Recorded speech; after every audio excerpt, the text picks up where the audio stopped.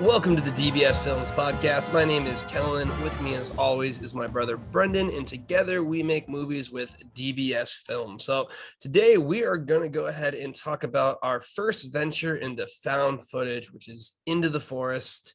Now, I do kind of want to start off by talking about found footage. It's a huge trope in indie because, hey, Blair Witch, amazing, right? One of the most successful indie films of all time. And a lot of people think, hey, it's going to be easy going into it. So let's just talk found footage because I have my own opinion. And what's really cool with stuff is anyone can share their opinion. Some people like it, some people don't. But what do you think some of the pros are? What do you think some of the pros that filmmakers think? Like, I remember before we went into it, why did we think found footage was going to be the way to go for this next movie, Into the Forest? Well, found footage, this was the first movie that we were able to get valuable feedback from people that we showed the movie to.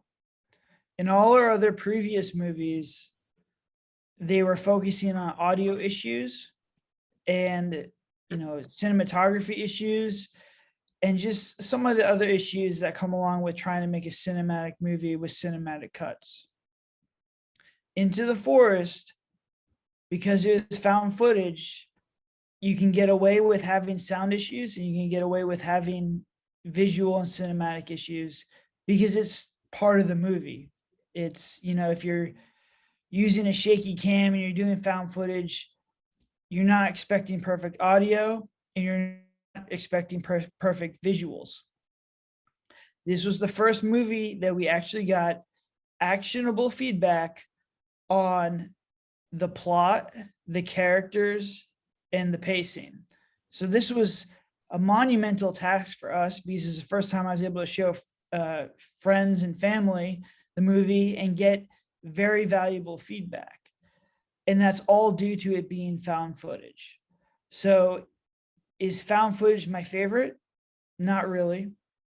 But I'll tell you this, if you're an indie filmmaker, you can hide a lot of faults, a lot of problems by doing found footage. And I'd recommend you try and do it at some point. It doesn't need to be your first film, but I'd try and experiment with it. Pop scares from, a first person perspective are very powerful. They work very well. And you save a lot on time because you're usually doing one take. So you're doing oneers all the way through.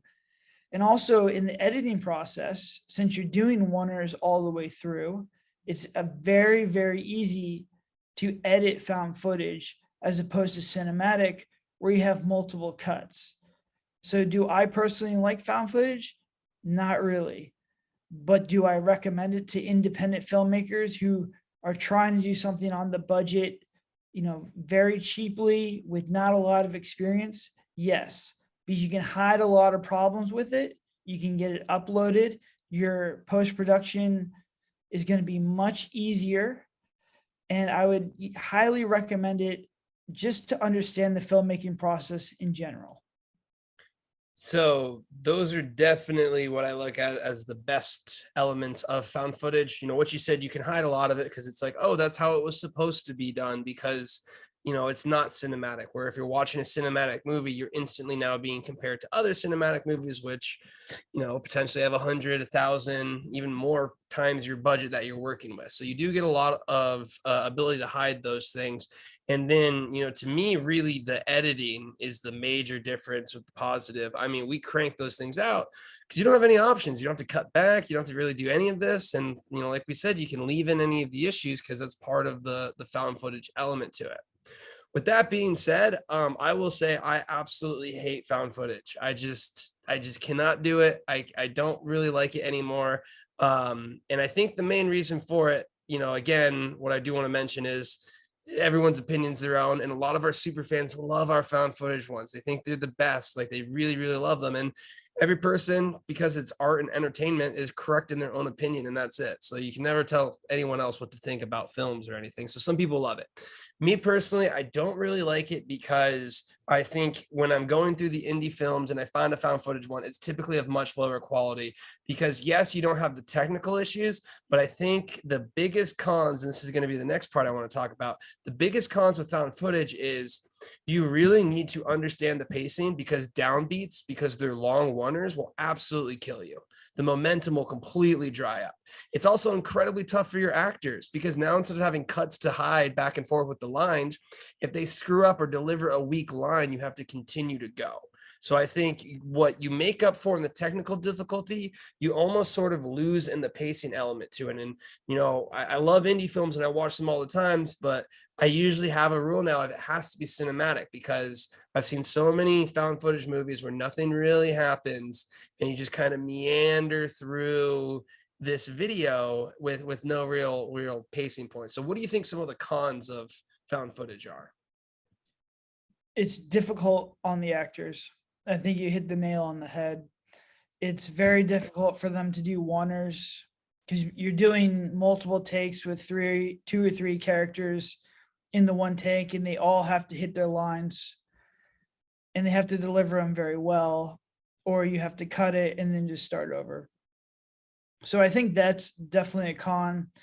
The other con is just figuring out the logistics of how you're going to do a found footage movie. This is very, very difficult. You have to figure out, who's filming, if they're not filming, because there's multiple times where the characters will put the camera down on the table, but it'll still be conveniently running. You can switch to GoPro cameras. My experience with found footage is if you're going to do a found footage movie, make sure this is very clear in the script. Understand exactly how you're going to get the shot that you're trying to shoot, because it can get confusing and it can get, you can just essentially break your movie if you're not careful on where this footage is coming from, who has the camera, is it a GoPro camera, is someone holding it, does someone conveniently set it down on the table? You have to have this all planned out. So there's a little bit more planning in a found footage movie. But I mean, other than it's being a little bit more difficult for your actors, as long as you have cuts as far as like GoPros, or usually like our found footage movies have two cameras. There's the pros outweigh the cons for an indie movie. Now, like Kel said, like they're not my favorite either, but I think a hybrid method is something that you should look at. Something Nightcrawler did a very good job of using a lot of found footage stuff for the scares, but it's a cinematic movie. And a lot of the movies that we do, especially the last one that we filmed, there's a lot of found footage elements as in its point of view. So the point of view stuff is always way more scary for the pop scares than cinematic. Silence of the Lambs had great, first person shots in it. And I think a molding and a hybrid method is something that elevates your horror movie and you can always go back on. So I'd always say, even if you're not a fan of found footage, it's usually cheaper, it's easier to do. And whether you like it or not, I think you should try it because there's things that you can pull from found footage that'll make your cinematic movies work much better. Yep. And that's again the beauty of filmmaking. Each person has their own opinion. Going into it, I remember I was like, found footage is the ticket. We can roll these out. But it's just something where, you end up having a taste for it or not having a taste for it. The logistics, as you mentioned, is usually a big one when it comes to the entire process. But the pros are, typically, it is a movie that, in my opinion, probably has the highest odds of being made, in the sense of, as you start a found footage movie, it's a lot easier for you to scrap that together than scrap a cinematic. So that is something that's always a benefit from it. But again, to each their own. So for me, it's one where the hybrid is a really great thing that we do now, and we're trying to work it in as much as we can. So we love cameras and things like that. And again, the biggest thing is we ended up filming another movie. So we went from start to finish and we had everything that we needed, completed, and you learn every single one of those processes. So we're going to jump into our first found footage movie. And again, this is also the most productive year that DBS had when it came to filming. So to give you an idea, in this year, 2018, we filmed The Whitlow House in January.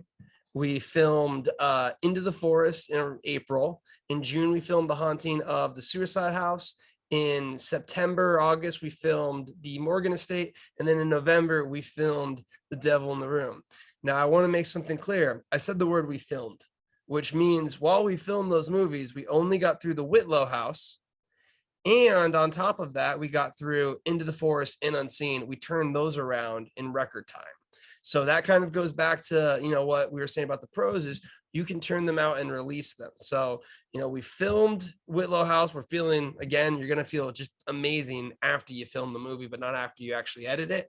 So we're on that high and we're like, let's hop into, a found footage. So walk me through why you wanted to do found footage and kind of where the idea started coming about. Well, found footage, it's the highest ROI movies of all time have pretty much been found footage. So you're looking at Paranormal Activity, Blair Witch Project, Hell House LLC. We're all huge winners. So we haven't done a found footage, and we're just like, all right, let's give it a shot. Let's try and do some found footage stuff. And you only need one lens. We use like a zoom lens, so the camera gear was much easier to do. We're working with the same DP who did a great job in Whitlow. So we're coming off Whitlow, and I felt like we didn't need as much time. We still have the same amount of shooting days, but it's true, you don't need as much time with found footage because you're doing oneers, as long as you have good actors. This is the one caveat with found footage. You have to have actors that are able to deliver a ton of lines, multiple pages of lines, without having issues or without breaking, and they can just continually go through it. Because if they're struggling, they're stumbling over lines, there's going to be a lot of issues, and it's going to slow your production down. If you have good actors who know what they're supposed to do, they execute on everything that they're going to do, you will have a very smooth shoot. Found footage is very, very easy. The shoots are very, very easy. The editing process is very easy. If you're an indie filmmaker, I'd highly recommend, whether you like it or not, to try and do at least one found footage, because you'll learn a lot and you can avoid a lot of mistakes that, pop up and become apparent in cinematic movies. That's, a really great point. Found footage ends up having a really high ROI for multiple factors, as long as you can overcome the issues that you have with some of the logistics, and mainly just it's tough on the actors. A lot of our cinematic stuff, it's not just a single cut ever. We're hopping back from take to take because they might have a strong line here and a weaker line here. Whereas in found footage, you got to kind of have to be that balance throughout the entire scene, doing multiple things, oftentimes moving. So that's really kind of that hard part. And with it being ROI, centric, it's something that we really wanted to try out. And, like you said, every filmmaker should try it out. But with us, we're always looking for, how do you have a model that we can scale, continue to make more movies, have a higher budget, those things. Because if you ever really want to have full creative, control, you're going to have to be the one that pays for the budget. So that's really was our mindset going into it. The Unseen was doing pretty well at this time, so we were feeling pretty good. And I always kind of feel like, when a movie takes shape, there's usually like one or two seeds or an idea of it. So Into the Forest, to give you an idea, the log line for it is, Into the Forest follows 3 paranormal YouTubers on what should have been a simple documentary into the woods, but quickly becomes a journey into heart-stopping horror. So that is the winner of our blurb battle, which if you guys listen to us, you got to split test those.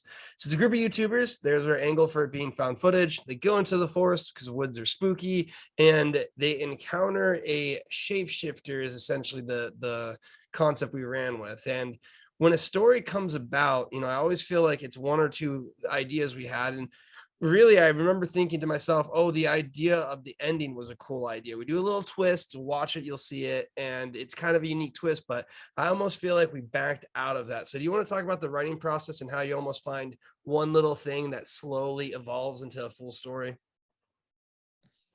Yeah, I think working with an idea, like having a really cool scene, especially if it's either an intro scene or an ending scene, makes screenwriting a lot easier, especially if you have the ending of your movie already and you can kind of back into it. I think that is something that just makes writing the script a lot easier, because sometimes writing the endings is difficult, writing the intro is difficult. But usually, even the scripts that we're writing now, in my head, I'll have like one or two scenes that I'm like, all right, these are the scenes we want to get to. And it's just, how do we get there? So how do we, connect the dots? And this one, I thought we had a really cool ending to it. And so it actually made writing going backwards. We started with the ending and we went all the way, forward, which I think is honestly a little bit detrimental to this movie, because the intro hook was non-existent. We did the old flash forward, flash back intro hook, which I've never seen done well, other than maybe the movie where what's the one, Limitless, where he takes like the pill, is probably the only movie that I've seen that done well. So if you're thinking about doing a movie and you're doing, present and then you flash back to the past, don't do it. It's very difficult to pull off. And people just don't like it in general. But we started with the ending, and I thought the ending of this movie was pretty solid.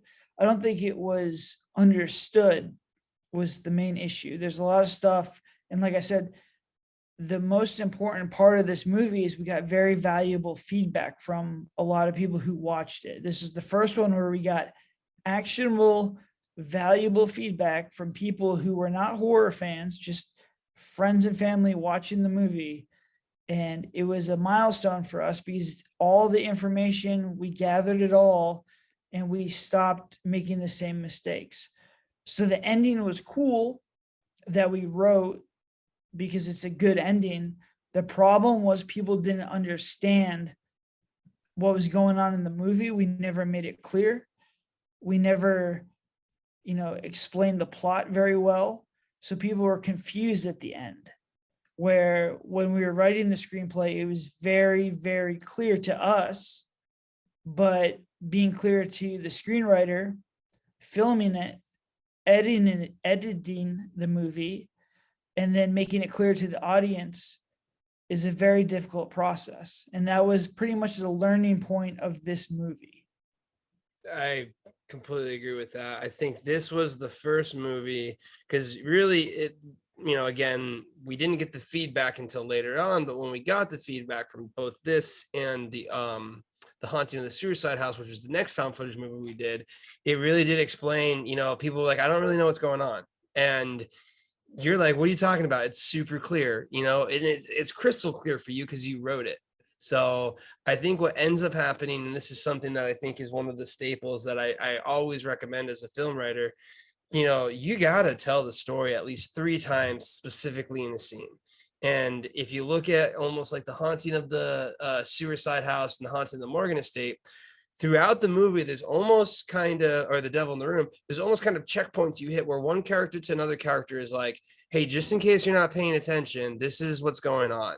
Because what ends up happening is even people who are watching it, they might miss out on that 1 or 2 sentences that are super critical. So you almost have to have like 3 safety levels of plot where you just explain it over and over again. Now, again, you don't want to be repetitive. So typically what we do is we have one character, another character, another character, kind of balance it back and forth to, explain the stakes, or just the same characters, but revisiting the same conversation. And it was really the first time that I think we took a look at the scripts moving forward and say, we have to clearly explain the plot as much as we can, essentially verbatim to some degree, You know, a lot of people are like, I don't want to, you know, belittle the audience or whatnot, but the audience is most likely on their phone too. So you got to consider those things. But do you think that was kind of the gist that we took moving forward from these two found footage? I think the problem, and the screenwriter who helped me write this one did a great job in this movie. Everyone did a great job that was involved in this movie. It was very successful. I'm super proud of it and super happy with how it all turned out. But yeah, the feedback, was interesting because people were just genuinely confused about what was going on. And looking back on it, I could see that we had the lore, and the the monster in the woods was a witch. Okay. So that was like, it's haunted. It's similar to like a Blair Witch concept. There's a witch out there. The problem that we did was we had like a little girl out there who's supposed to be like a ghost. We had a crazy redneck guy out there.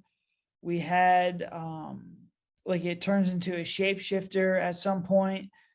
So you're showing like 3 or 4 different villains, and the fact that we never made it clear exactly what they were trying to fight was the main issue with this movie. People were just confused. Is it a ghost? Is it a shapeshifter? Is it like these redneck people? Is this one guy who leads them out to the woods actually doing all this stuff? So it was never very clear.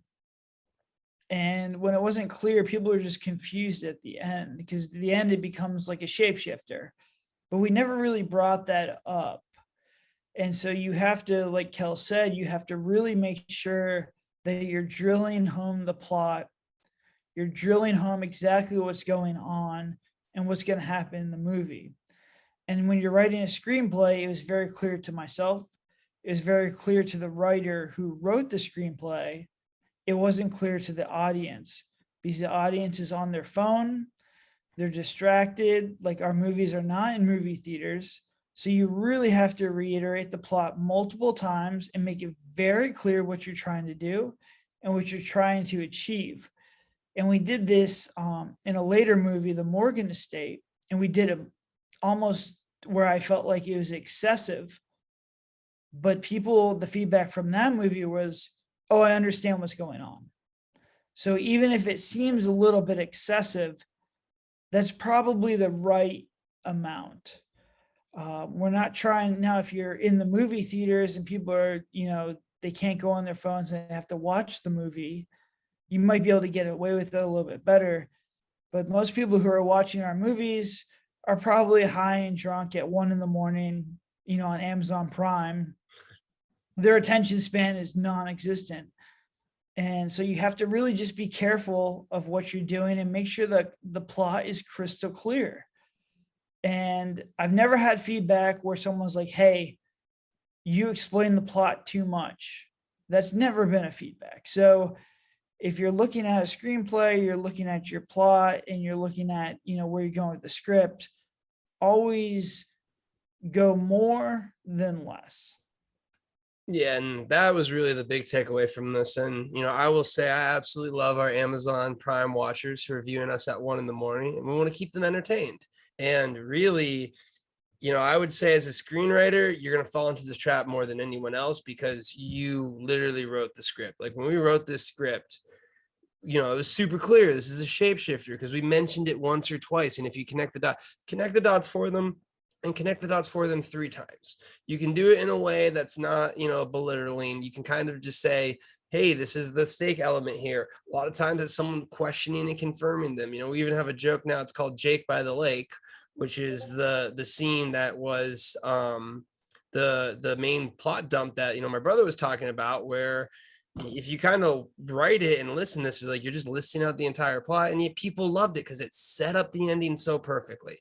It gave you just enough, like, hey, just in case you missed the entire 40 minutes of this because you were doing something else and you're picking up right now, here's basically where we're at, and here's the climax. So if you just paid attention to that scene, you're good to go. If you pay attention to the second time we did it, you're good to go. If you pay attention to the first time we did it, you can kind of connect the dots. So give them those multiple points to do it.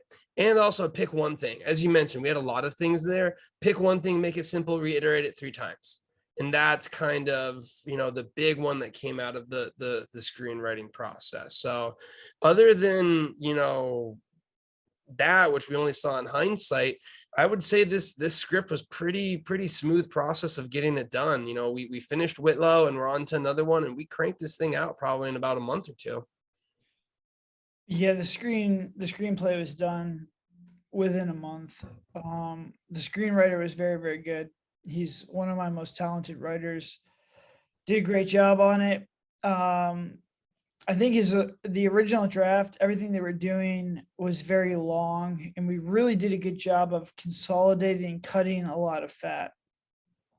I think with Whitlow and some of the other movies that we did before, there's a lot of heavy dialogue stuff, a lot of character development stuff, a lot of downbeats. This is the first one where we're like, all right, let's take the downbeats and try and pepper them, throughout the script, the character development through different scenes. So we're not having these large dialogue dumps. So I think the pacing for these movies was much better as well. So that was a learning experience as well, to really develop the characters over different beats. As far as like writing the script, it was done within a month. I think 2 or 3 weeks. We turned it from 120 pages down to 90, and it was still probably a little bit short, just because I remember we had some scenes that we just weren't able to shoot when we were out there. But once again, like writing, like this was the screenwriter who did Gone. He's easy to work with. Everything's great, super easy process. We had a script that I was 100% down with, very, very quickly, within 30 days. Yeah, it was a quick one. And again, this is also adding up.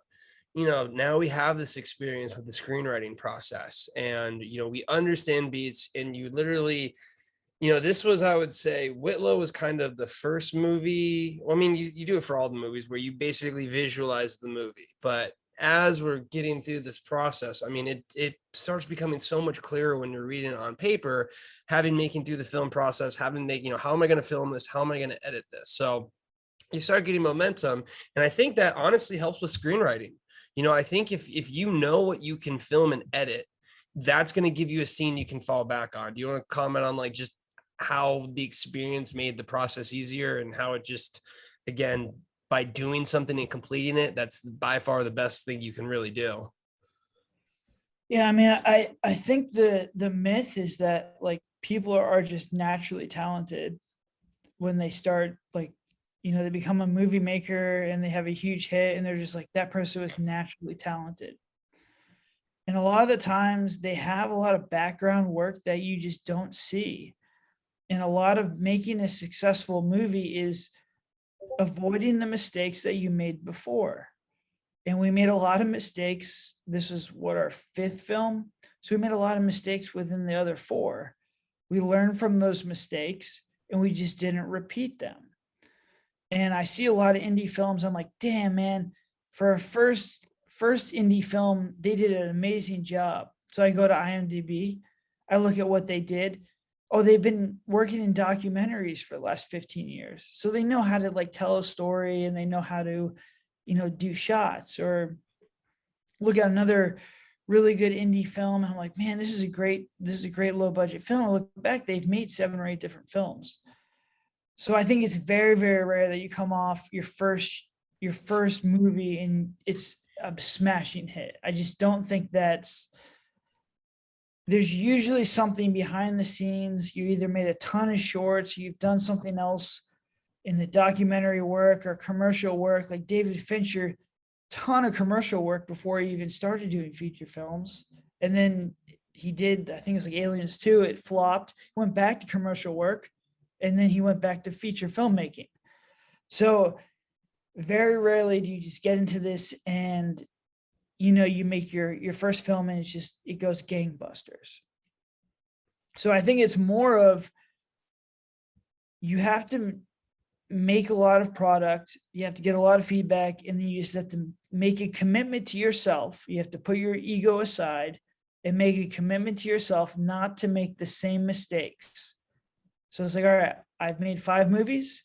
I understand the feedback. I understand the mistakes. I have a very critical, negative view of all the movies that I make. That being said, I love every single movie that I make. I'm super happy of all the talent and the teams that were able to make these, uploaded and they got their money back.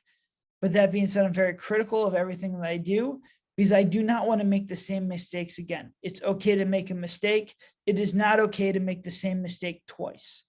And I think Into the Forest, you're starting to see us really, reach for new ground, but avoid the same landmines and the pitfalls that we had in the other 5 movies. And it started to show, as far as we're now able to get feedback to avoid further pitfalls. Because I think one of the biggest things with indie films is there's technical issues that cause people to not be able to give them proper feedback because they're focused on audio or visual issues. The minute you can kind of get rid of that stuff and get actual genuine feedback, your growth is going to 10x essentially overnight. Yeah. And, it really is something where it's experience. I mean, I think it's the same for anything in life. You never see all of the work that goes into it. And all of those, cases you mentioned, those are the things they finished. I'm sure every person had something that didn't even make it the light of day, but they kept going and they did something else. So you really don't see what goes into that process ever. You typically pick up right when they're having their success. And it's like, oh, wow, they did this or they did that. And now they're on top of and you don't see the struggles, you don't see those things. And I think honestly, taper your expectations is one of the best things you can do in filmmaking. If you go into it with low expectations of it's going to be hard, it's going to be a grind, you're just going to set yourself up for not being demoralized. And I think there's nothing sadder to me than when a filmmaker just calls it quits, because it's tough. And it's hard, and that's why we always want to be here, and hopefully we can give you guys some insights to avoid some of the pitfalls. But the best way to figure out the pitfalls is to fall face first into them, because then you'll never do that again. So that's really kind of what the best advice you can ever give is go ahead and do it. So we're wrapping up the screenwriting process, and now we are looking at casting. And again, all of the teams that we have for the crews and everyone did an absolutely fantastic job, just because these are hard shoots to do. But I will say, I think the actors in Into the Forest really stepped up. They really knocked it out of the park. And it really is one of the movies where, I say a lot of our actors get unwarranted flack because our issues shine through them, because they are the ones on camera and we're putting them not in ideal situations just because they don't have enough time to do it. And, what other people are expecting are higher budget movies. But I think this is the first time the actors really helped carry this movie and take it to where it needed to go. Yeah, I would agree. We brought the same crew back. So if you're working with the same people, you kind of get familiar with each other, you understand each other. Having the same crew is essential. So I would say my recommendation for indie filmmakers is to find the people that you like, that you trust, and bring them back. So not having to assemble a crazy crew as far as like camera, sound, production assistant was just, it's a weight off your shoulders. The casting was very quick, and they did a great job all around. I was very happy with this casting. I thought the only feedback that was negative was just based on how we wrote the script. I thought that they did a great job, and especially the lead, Kim did a great job doing this movie. She was an absolute trooper, and one of the probably the better, like honestly, her performance is probably one of the better performances in all 10 of our movies. I was really happy with how it turned out. I thought she did a great job. But everyone on this movie did a great job. This was some of our better acting. The fact that it was found footage and they had one take to do all this stuff. And I remember one scene, the sun was essentially setting. We maybe had 10 more minutes of, shooting. And we had to get this is 3 or 4 pages of dialogue. Is a crazy scene where they're yelling at each other. Should they stay in the woods or should they go? And I remember being like, look, we can just move this to the next day. And all the actors were like, no, we're doing this right now. It's golden hour. It looks great. You guys realize this is 4 pages. We have one, we're doing a oneer. So it's like all three of you guys have to nail this crazy intensity scene. They're yelling at each other. There's a ton of lines. It's not easy lines either. They're very, very long. And they're like, we got this. I mean, they got the whole scene down, probably 3 or 4 minutes of active shooting while the sun's setting. And we got 3 or 4 takes of it. So it was very, very good. The actors killed it. I mean, I cannot give them more props than the actors that we had for this movie. And, I think it shows in, the production quality and the feedback they were able to get for this movie was because the acting was done so well. Yeah, it really was. And again, all of our actors that we worked with have been absolutely phenomenal. Like, I think really we've been super lucky because there is like, ask anyone that you work with on set, like, hey, what was it like working with someone or the other? And like, there is daily occurrences of just sets, going awry for multiple reasons. So to me, anytime we can finish a movie, which we've been able to do for all of our movies, it's really a testament to the entire team, the entire staff. But like you were saying, found footage is make or break on the actors a lot of times. And we don't necessarily put our actors with the strongest lines or the strongest, dialogue because we're still new. So we're not giving them this advantage, and they were able to run with it. And it was the first time we were really getting a lot of reviews talking about the positivity of how good the acting was. And it just is something where you really need to make sure they execute on that acting element for multiple reasons. Because production, again, you have one line where someone screws up or flubs up a line. It's like, all right, take it from the top. So now you have to go through the entire scene again, and any one of the actors can screw up and that scene is done. So you're essentially playing this game with others where if you screw up, now you've ruined the entire scene. And it's just not a place you want to put an actor because it's a tough job. It's really, really hard. Sounding natural is incredibly tough just in itself. Sounding natural through 5 pages of dialogue that you have to remember is just incredibly tricky. So we have this cast, we have the crew out there. We went back into the forest, but I feel like now we kind of understood, hey, you just got to shoot around the forest, not really in the forest. You can kind of fake a lot of stuff. So walk me through production in another forest element. Well, I think Whitlow was the perfect indie film. It was a good balance between being aggressive, but also understanding what you want to accomplish. With this movie, we wanted to take a step back, just make something a little bit easier to shoot. And that's what we went back to. This was essentially the Unseen, but like a better version of it. It was one cabin. The cabin was surrounded by woods. I don't think we went further than maybe like half a mile into the woods. So we stayed close to the cabin. We did all the camping scenes with the tents and everything right outside the cabin. So there was no setup and breakdown. I think we went to a gas station at one point, and I think we shot the beginning of the movie at the Oviedo house. So there wasn't a lot of locations. There wasn't a lot of setting up or breaking down things. It was a pretty easy shoot. All being said, it was much easier than Whitlow. And to testament to the writer, Josh, who did this one, he's very good at scheduling things out, and everything,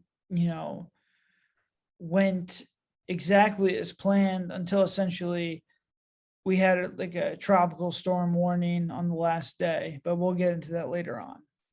Yeah, and I think what you're mentioning with the different locations too, we're starting to get, with the pendulum shift where we had Invited, which was way too much, but then we had Unseen, where with Unseen, I think we learned, hey, you got to figure out how to just kind of add some production value here or there. And I think we did a really, really good job of it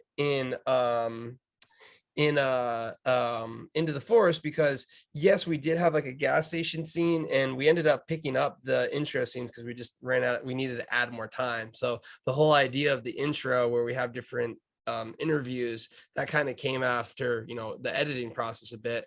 But having those few different locations, by the time you're stuck in the cabin, you're not changing locations, you've seen enough. So it really is something. Be strategic about your locations. It is smart to have a different setting, but be smart about it. You know, don't go to some place that's hard. Film at the gas station right by the cabin. You know, figure out scenes that you don't need the other actors. You can get different groups of actors and you can change it up there.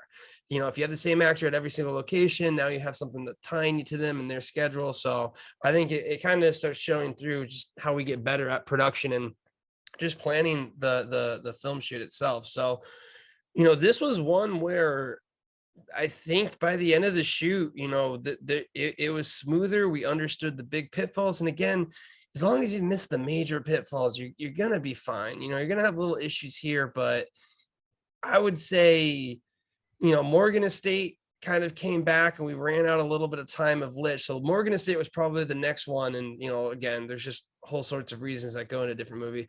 But I feel like at this point in time with Unseen and Into the Forest, coverage wasn't usually an issue. The issue with it was we just didn't think it would move as quick with the script that we had. So we kind of came up short, but the coverage, we basically got everything we needed. Yeah, this one,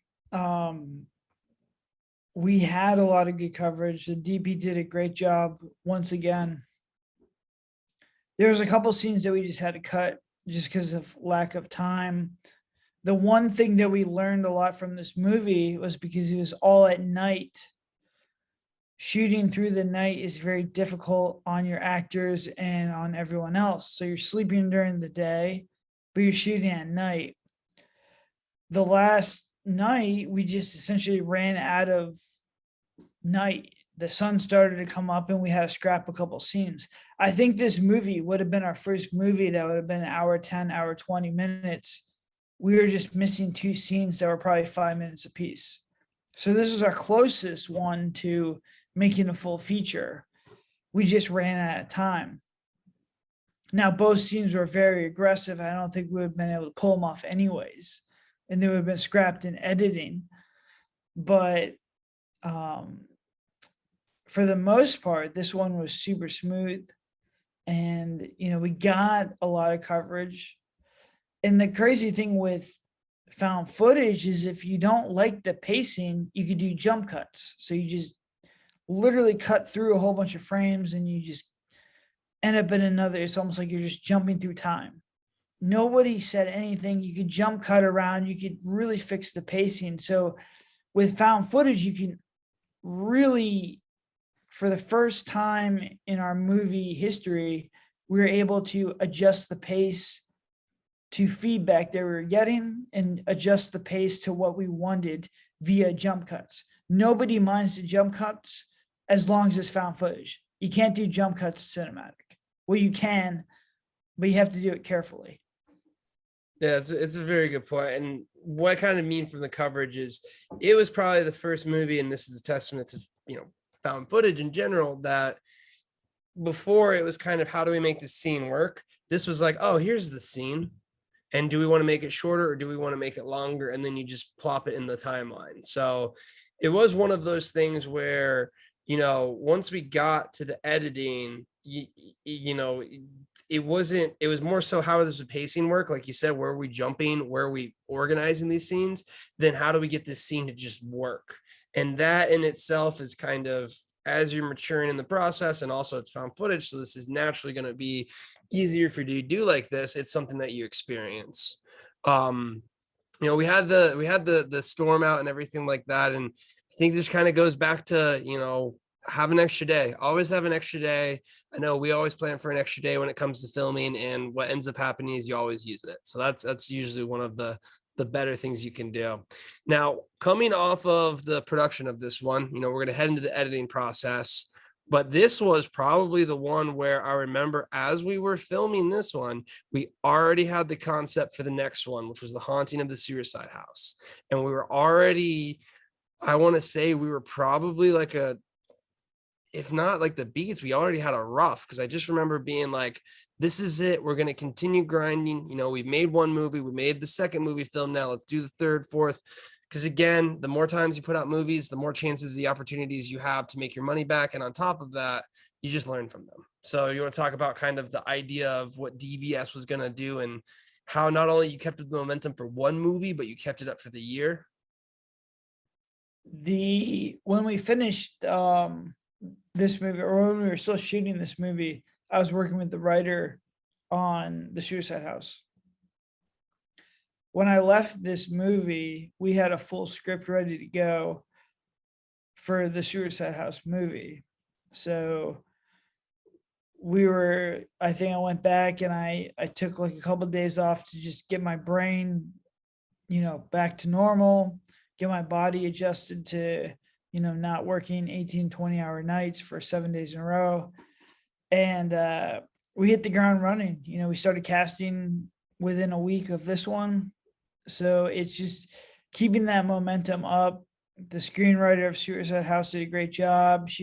We were having phone calls and meetings all the way through while I was shooting this movie, just to finish some stuff up. But for the most part, you can stack movies on top of each other if you have the ability. Now, I had writers doing it. Right now, the slowdown now is just, it's myself, and understanding that I want to make sure that the movie that I'm working on now, the movie that I'm trying to edit and complete, has my full priority. But we're still stacking movies on top of each other. It can be done. It just needs to be done carefully. Yeah, I definitely agree with that. When it comes down to it, it's, are you going to finish the movie? And, with our experience now, yeah, we're going to finish the movie. I think a lot of people who try and stack movie, if it's your first and second movie, you might never get around to that first movie. So it's really, you can do it in that progress of it. And it just shows you, once you get done with one, you can continue the momentum through shoot to shoot to shoot. So let's hop into the post-production on this one. Again, this is the biggest benefit in my opinion, mainly, with the editing side of things. Man, this thing was a breeze to edit. I remember, I wasn't on set for a lot of the filming, so I didn't really know how the proper places were going, because if you're on set, you see it exactly how you want to.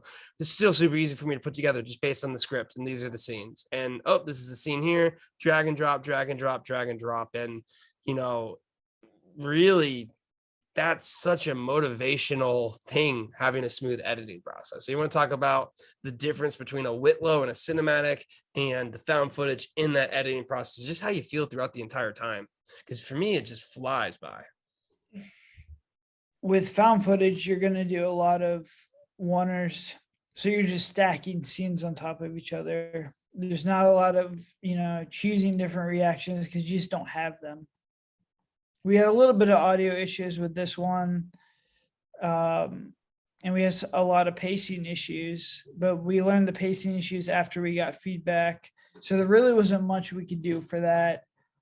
But I mean, it's just, when you're doing found footage, it's not as technical. The one we're working on right now, the Murder House, it's such a technical movie because we have multiple characters, we have multiple cuts. It's very tedious to do editing, and it could take a lot of time. It can be frustrating.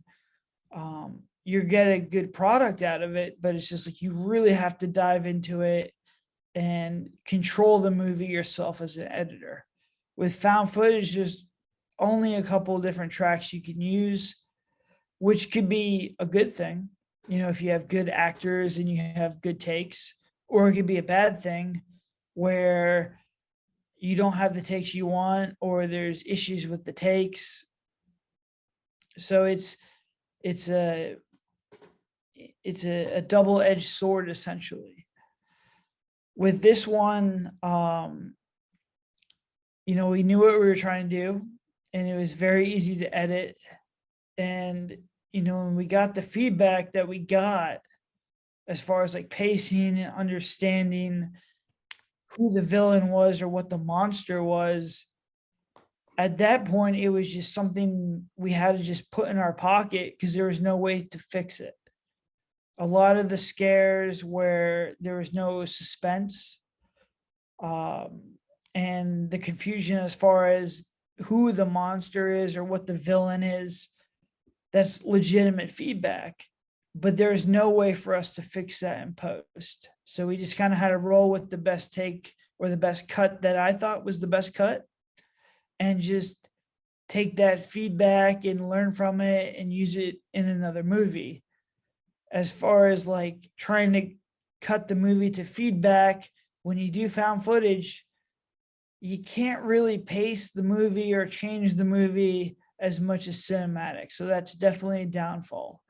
But the feedback, once again, this is the first movie we actually had feedback that wasn't technical, was based on the actual story, the plot, and the fundamental understanding of what was going on, was invaluable, and we still use it to this day in every single screenplay that we write. Yeah. Just to kind of give you an idea, I feel like when I'm editing cinematic, first thing you do is you organize the footage and you have multiple cuts, and you typically don't film at the same time as a found footage one. So you might have the same scene filmed over multiple days for whatever reason that you cut back and forth to if it's different sections. So first thing you do is you sort all of the footage. Second thing you do is the rough outline, which is just stacking as much as you can. Third thing is cleaning up the rough to the individuals. And I'd say it's like a fourth round of polish, and then like a fifth round, and then you're maybe at picture. And then from there, you're going to keep on working and going through this. With found footage, it's basically organized. You have your rough, and then you polish. So you really cut down on a lot of the editing time, which is why we were able to get the movie out. And again, that's a high ROI, because what's not only your ROI, but your ROT, what's your return on time? Great. You have this movie, but it took you 4 years to make, and you haven't really been doing anything else there. So that's why it does have its benefits when it comes down to a few things. I do know that we actually did do the intro interviews as a way to try and fix the idea that people had no clue what it was. So that's actually the power of the power of feedback in the middle of the editing process, which again, we now have our super fans. So we're looking forward to showing them the haunting of the murder house before anyone else can see it, because when you watch it, you can get some immediate feedback that you have some action items. And it was so powerful right away that it led us to say, okay, we need a series of interviews at the beginning that's just going to be a lore dump. So that's the power of feedback, as my brother was saying. And it really is something that, you would think it's clear to you, but then it's just completely different, and you never know what people are going to say. And if multiple people say the same things, then great, you'll learn something, and then you keep it with you, as he was saying. So, with that being said, we're getting into the most important part, as always, so the marketing of it. So we kind of had a good feeling going into this one for multiple reasons. We're doing well with Whitlow. We're doing well with Unseen. It was found footage. We thought we could move the concept, but what was kind of the approach to pushing this movie out? Well, as always, we split tested everything. We had a good cover on it. We had good blurbs. We had a good title on it. I think we're trying to capture like the Blair Witch audience. I think we did a good job with that. I just think the pacing of this one was a little bit slower, and the general confusion of this movie kind of hurt it. So it did, as far as like how it performed monetary wise, it was in the middle of the pack. Um, it didn't do horribly. We got our money back, but it wasn't as good as the other ones. And I think that's just because it took a while to really develop what we were trying to do with this movie, where we were going with the movie. So there's no incentive for people to stay. The intro hook was very, very weak. And I think, it's just people just kind of, there was like a lull in the middle of the movie. The pacing just wasn't there. And this was the feedback that we got. We just couldn't fix it. So we try to, cut it and do jump cuts, but there's only so much you could really do. So I think for an AVOD movie, I think it really suffered from just some screenwriting pitfalls that we never really anticipated. And I don't think people watch this one all the way through like they did with the other movies.